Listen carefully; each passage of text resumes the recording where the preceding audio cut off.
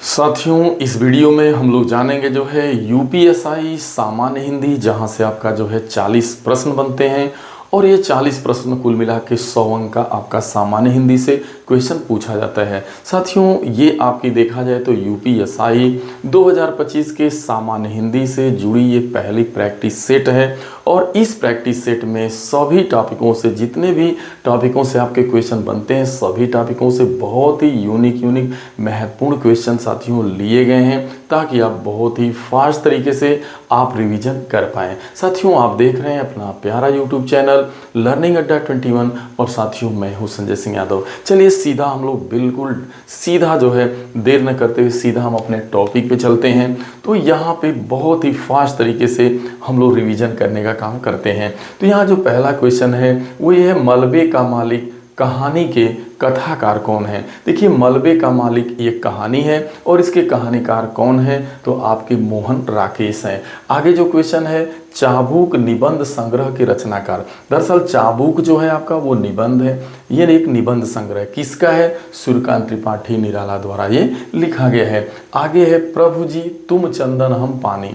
प्रभु जी तुम चंदन हम पानी पंक्ति किस कवि की ये जो है रचना है, यानी किस कवि की ये उक्ति है आपकी, तो ये आपकी रैदास से जुड़ी है। ठीक है। भारतीय साहित्य का यदि बात की जाए, भारतीय साहित्य का जो सर्वोच्च पुरस्कार होता है भारतीय साहित्य का, वो आपका ज्ञानपीठ पुरस्कार होता है। उसमें लगभग 11 लाख का पुरस्कार आपका दिया जाता है और यह पुरस्कार उन्हीं लेखकों को दिया जाता है जो 8वीं अनुसूची में सम्मिलित जितनी भी जो है संविधान में भाषाएं दी गई हैं, उन्हीं भाषाओं में यदि यानी वर्तमान में देखा जाए तो भारतीय संविधान के 8वीं अनुसूची में कुल 22 भाषाएं हैं और यदि 22 भाषाओं में से किसी भी भाषा में यदि कोई कृति लिखी जाती है, वो उत्कृष्ट कार्य करती है, तो फिर उसे ज्ञानपीठ पुरस्कार से नवाजा जाता है। देखिए, जैसे 57वां ज्ञानपीठ पुरस्कार जो है आपका दामोदर मौजो को दिया जाता है। ये गोवा के आपके उपन्यासकार हैं, गोवा के लेखक हैं और इन्होंने कोंकणी भाषा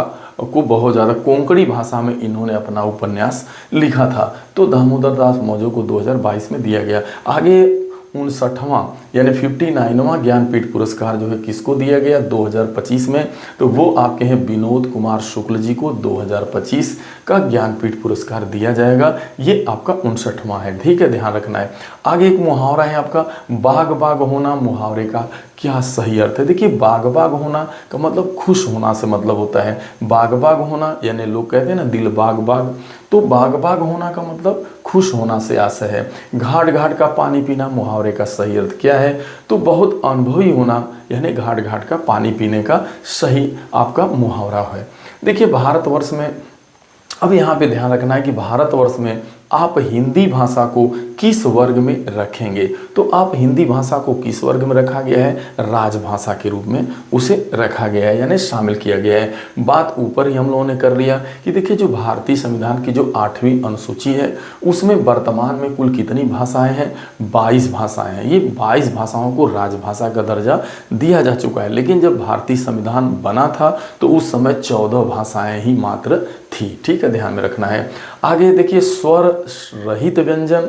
स्वर रहित व्यंजन जब स्वर सहित व्यंजन से मिलता है तो क्या बनता है? कहने का मतलब स्वर रहित व्यंजन यानी ऐसा स्वर, ऐसा व्यंजन जिसमें स्वर का प्रयोग नहीं हुआ है, और एक ऐसा व्यंजन जो स्वर की सहायता से बोला गया है, यानी स्वर। तो भी बहुत ज़्यादा यूनिक है कि स्वर रहित व्यंजन जब स्वर सहित व्यंजन से मिलता है तो क्या बनता है? दरअसल बनता है आपका संयुक्ताक्षर। अगर हिंदी वर्णमाला की बात की जाए तो हिंदी वर्णमाला में आपके 4 संयुक्ताक्षर हैं। एक आपका छ होता है, एक त्र होता है, एक ज्ञ होता है, एक आपका स्र होता है। तो इसमें होता क्या है दरअसल, जैसे देखिए उदाहरण स्वरूप मैंने यहाँ लिया है छ। जैसे छ का निर्माण कैसे होता है, तो ये 2 व्यंजनों के मिलने से होता है। यहाँ क जो है जो आपका है यह स्वर रहित है, इसमें स्वर का प्रयोग नहीं किया गया है। क के पास यहाँ पे हलंत लगाया गया है।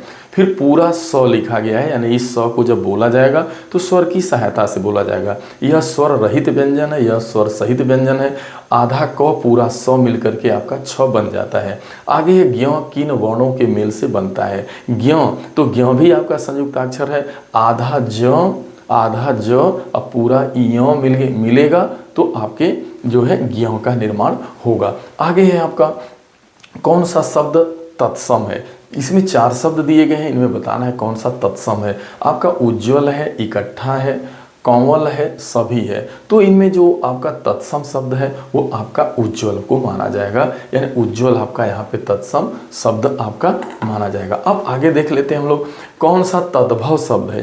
यहाँ पे आपको तद्भव बताना है। कह रहा है विकार, दंड, कोकिला, नीद। यहाँ पे जो नीद है ना वो आपकी तद्भव शब्द है, बाकी सभी विकार, दंड, कोकिला ये आपके तत्सम शब्द हैं। आगे हम लोग बढ़ते हैं। आगे सीता के आगे रमा खड़ी है, यह एक वाक्य दिया गया है जिसमें के आगे अंडरलाइन किया गया है। अब के आगे को कहा जा रहा है कि यह क्रिया विशेषण अव्यय है, समुच्चय बोधक अव्यय है, संबंध बोधक अव्यय है और विस्मय आदि बोधक अव्यय है। दरअसल देखिए सीता के आगे रमा खड़ी है, यानी सीता और रमा का यहाँ पे संबंध बताया जा रहा है, पोजीशन बताया जा रहा है। तो इस तरीके से यहाँ पे संबंध बोधक अव्यय होगा। सीता रमा के आगे खड़ी है, के आगे जो यहाँ पे आपका ये जो शब्द आए हैं ये आपके संबंध बोधक अव्यय के अंतर्गत आएंगे। आगे देखिए जो एक है आपका वो है रवि दीवार रंगने लगा। यह एक वाक्य है। अब कह रहा है वाक्य संरचना के आधार पे आपसे कहा जा रहा है कि इसमें कौन सी क्रिया है, कृदंत क्रिया, पूर्णकालिक क्रिया, नाम धातु या संयुक्त क्रिया। दरअसल देखिए यहाँ पे संयुक्त क्रिया होगी। कारण देखिए रवि दीवार रंगने लगा, रंगना अलग है और लगा, यहाँ पे 2 क्रियाएं, रंगने लगा। तो यहाँ पे 2 क्रियाएं जब एक साथ जैसे बच्चा रोने लगा, ठीक है। तो इस तरीके का जहाँ रोने लगा तो इस तरीके का देखिए पूर्णकालिक में क्या होता है, जैसे राम खाना खाकर सोने चला गया। पूर्णकालिक क्रिया में क्या होता है, एक क्रिया संपन्न होने के बाद दूसरी क्रिया होती है। राम खाना खाया, खाना खाना एक क्रिया हो गया, फिर सोने चला गया। तो ये आपका पूर्णकालिक में ऐसे होता है, एक क्रिया कंप्लीट होगी फिर दूसरी होगी। संयुक्त में क्या होगा, ये साथ साथ रहेंगी। जब 2 क्रियाएं एक साथ लगी हों तो वही तो संयुक्त क्रिया है, यानी रंगने लगा। आगे है बोतल में दूध बचा है, में कौन सा कारक है। देखिए में शब्द में पे अंडरलाइन है, कारक बताना है। तो यहाँ पे में और यदि पर होता है, यदि विभक्ति चिन्ह में हो या आपका पर हो तो उसमें हमेशा जो है अधिकरण होता है। अधिकरण की पहचान है में और पर। तो बोतल में दूध बचा है, यहाँ पे में जो है अधिकरण है। आगे पुल्लिंग शब्द बताना है, कौन इसमें पुल्लिंग है, मेल है। कह रहा है बुढ़ापा, जड़ता, घटना, दया। देखिए जड़ता आती है, घटना घटी, दया आती है, ठीक है, इस तरीके। लेकिन बुढ़ापा हमेशा आता है। कहने का मतलब यहाँ बुढ़ापा शब्द आपका मेल है। प्रयोग के आधार पर भी देखेंगे तो होगा।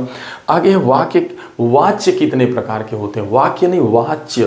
तो देखिए जो हिंदी में वाच्य होते हैं वो आपके 3 प्रकार के होते हैं। एक होता है आपका कर्तृवाच्य, एक होता है आपका कर्मवाच्य और एक होता है आपका भाववाच्य। कर्तृवाच्य में क्या होता है, कर्ता, जिस वाक्य में कर्ता प्रधान हो। और कर्मवाच्य में क्या होता है, जिस वाक्य में कर्म की प्रधानता हो। भाववाच्य में क्या होता है, न कर्ता प्रधान होता है न आपका कर्म प्रधान होता है, बल्कि वहाँ पे क्रिया प्रधान होती है। कहने का मतलब भाव प्रधान होता है। तो वाच्य आपके हिंदी में 3 प्रकार के होते हैं। यदि साथियों इस पे आप वीडियो देखना चाहते हैं तो बहुत ज़्यादा चैनल के ऊपर वाच्य के ऊपर बहुत ही यूनिक वीडियो मैंने बना रखा है, आप जाके वहाँ देख सकते हैं। आगे है आपका जो भाववाचक संज्ञा नहीं है उसे आपको बतलाना है। जैसे है सुंदर, सुंदरता, अमीरी, पढ़ाई। देखिए सुंदरता भाववाचक संज्ञा, अमीरी भी, पढ़ाई भी। लेकिन यहाँ सुंदर शब्द क्या है, यह अपने आप सुंदर एक विशेषण शब्द है, ना कि भाववाचक संज्ञा। तो ये सुंदर आपका भाववाचक संज्ञा में नहीं होगा। आगे है उपसर्ग और प्रत्यय, दोनों ही शब्द नहीं है तो क्या होते हैं। देखिए उपसर्ग और प्रत्यय दोनों ही शब्द नहीं है, होते हैं। क्या होते हैं, क्रिया, अव्यय, शब्दांश और सर्वनाम। देखिए ये शब्दांश होते हैं, ये शब्द के अंश होते हैं। यानी कह रहा है कि जो प्रत्यय और उपसर्ग होता है वह शब्द नहीं होता है बल्कि शब्दांश होता है। यानी शब्द नहीं क्या होते हैं, शब्दांश होते हैं, शब्द के अंश होते हैं। तभी तो देखिए जो उपसर्ग होता है वो शब्द के पहले लगता है, जो प्रत्यय होता है वो शब्द के बाद में आके जुड़ता है। तो ये सारे यानी शब्दांश होते हैं।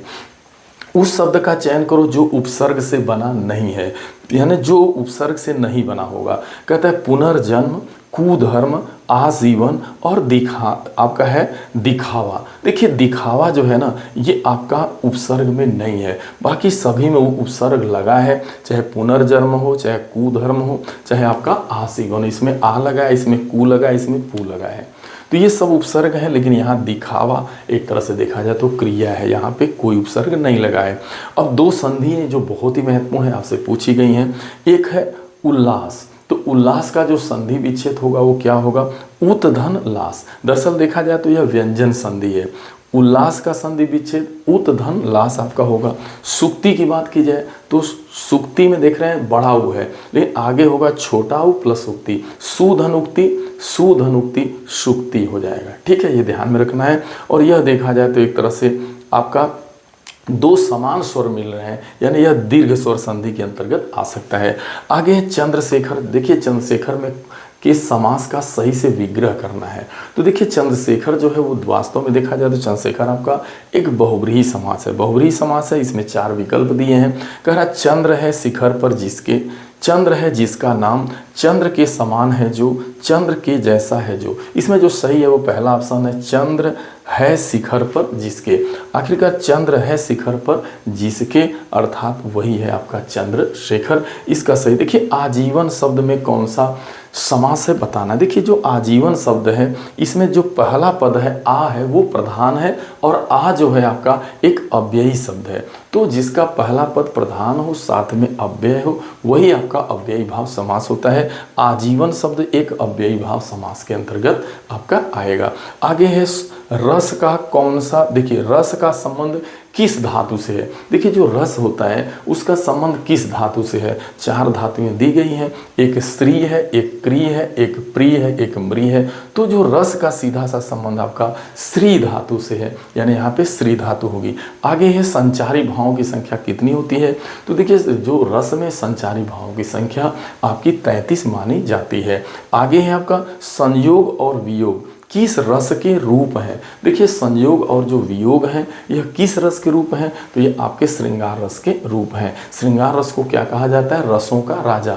रसों का राजा किस रस को बोला जाता है, श्रृंगार रस को बोला जाता है। श्रृंगार रस के ये 2 आपके रूप होते हैं। ठीक है, आगे है भिखारिन को देख पट देत बार बार। यहाँ पे है भिखारिन को देख पट देत बार बार में कौन सा आपका अलंकार है। दरअसल देखिए पट देत बार बार, यहाँ पट का जो है एक बार प्रयोग हुआ है, लेकिन इसमें इसका अर्थ अलग। एक पट का अर्थ आपका देख रहे हैं घूंघट से होगा और एक पट का अर्थ दरवाजे। तो ये यहाँ पे श्लेष अलंकार होगा, रूपक हो नहीं सकता, उत्प्रेक्षा होगा नहीं, अस्य होगा नहीं, श्लेष अलंकार होगा। आगे है काली घटा का घमंड घटा। दरअसल ये यमक अलंकार आपकी है, उपमा हो नहीं सकती, उत्प्रेक्षा हो नहीं सकती, अस्य हो नहीं सकती। यहाँ पे आपका घटा घटा शब्द 2 बार, ये आपका यमक अलंकार। आगे जो है वो छंद से जुड़े 3 सवाल हैं, 3 क्वेश्चन है, तीनों ही काफ़ी महत्वपूर्ण है।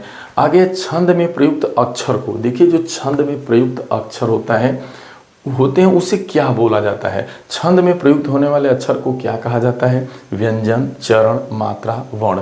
तो देखिए जो आपके छंद होते हैं उनमें जो प्रयुक्त जो अक्षर होता है उसे वर्ण बोला जाता है। छंद में प्रयुक्त अक्षर को क्या बोलेंगे, वर्ण बोलेंगे। अब छंद के कितने चरण होते हैं। देखिए जो छंद होता है उसके 4 चरण होते हैं। पहली बात ध्यान देना, छंद के कितने चरण होते हैं, 4 चरण होते हैं। आगे आपका जहाँ छंद के, अब आगे जो लास्ट क्वेश्चन है ये कह रहा है जहाँ छंद के सभी चरण समान होते हैं उस छंद को क्या कहते हैं। तमाम ऑप्शन रहेगा, 4 ऑप्शन होगा, अमात्रिक छंद, मात्रिक छंद, सममात्रिक। तो देखिए जिस छंद के सभी चरण समान होते हैं यानी चारों चरण समान होते हैं उसे हम सममात्रिक छंद कहते हैं। जैसे आपका चौपाई है, चौपाई एक सममात्रिक छंद होता है, इसके प्रत्येक चरण में आप देखिएगा तो 16-16 मात्राएं होती हैं। तो साथियों ये आपने देखा जो है यह तकरीबन आप 30-35 क्वेश्चन यहाँ पे करीब करीब सभी अलग अलग टॉपिकों से लिए गए थे। ये सारे प्रीवियस एग्जाम में कहीं ना कहीं पूछे गए हैं या तो अपने आप में बहुत ही महत्वपूर्ण है। इस टाइप का आपका क्वेश्चन बनेगा। तो यदि आप इस तरीके से फास्ट रिवीजन आप एक प्रैक्टिस सेट के माध्यम से करते रहेंगे तो आपकी स्पीड भी बनी रहेगी और किस टाइप के क्वेश्चन पूछे जाएंगे ये सारे आपके डाउट भी क्लियर होते रहेंगे। साथियों मैं आशा ही नहीं उम्मीद करता हूँ कि ये वीडियो आप सभी को ज़रूर अच्छा लगा होगा। साथियों अच्छा लगा होगा तो इसे शेयर तो ज़रूर करिएगा, अपना एक प्यारा कमेंट दीजिएगा, क्योंकि ये हमारी पहली जो है हिंदी की जो है एक पहला प्रैक्टिस सेट है। तो यदि आप सभी ने इसको अच्छे से लाइक किया और अपना प्यारा कमेंट दिया, इस तरीके की अगर आप आगे भी अगर आप चाहते हैं कि आपके बीच में सीरीज लाता रहूं, तो आप ज़रूर साथियों कमेंट करिएगा, लाइक करिएगा। साथियों मिलते हैं अगली वीडियो में, तब तक के लिए आप सभी को ढेर सारी शुभकामनाएं। Thank you so much.